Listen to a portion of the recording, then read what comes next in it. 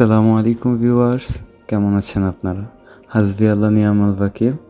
আশা করি সবাই ভালো আছেন। আরও একটি ইন্টারেস্টিং এবং খুবই ইনফরমেটিভ ভিডিও নিয়ে চলে আসলাম আপনাদের মাঝে। আশা করি ভিডিও শেষ পর্যন্ত দেখবেন এবং এনজয় করবেন।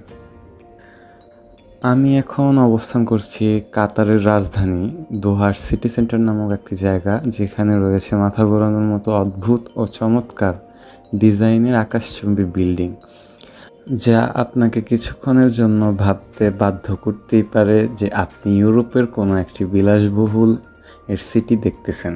তবে 1990-এর দিকেও কিন্তু দেশটির অবস্থা এরকম ছিল না।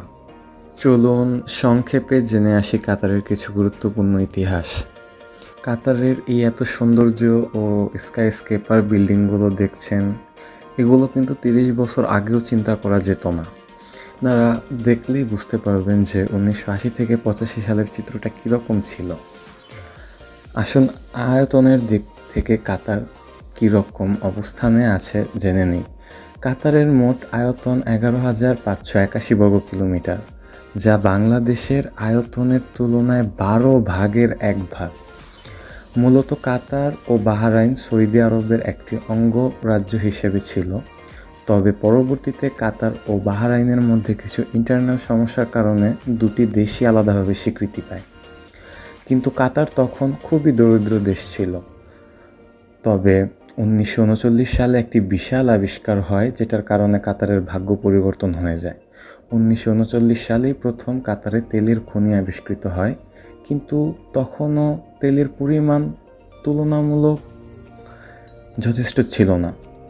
তবে 1970 দশকে পৃথিবীর সবচেয়ে বড় প্রাকৃতিক গ্যাসের খনি পাওয়া যায় কাতারের সমুদ্র তলদেশে, যার প্রেক্ষাপটে ধীরে ধীরে কাতার হয়ে ওঠে পৃথিবীর অন্যতম একটি ধনী দেশ।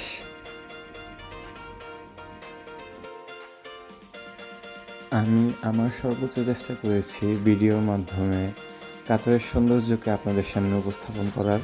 আশা করি আপনাদের ভালো লেগেছে। আজ এই পর্যন্তই। দেখা হবে নতুন কোনো ভিডিওতে, নতুন কোনো সৌন্দর্য নিয়ে। সেই পর্যন্ত আপনাদের সুস্থতা কামনা করেছি। সবাই সাপোর্ট করবেন, পাশে থাকবেন।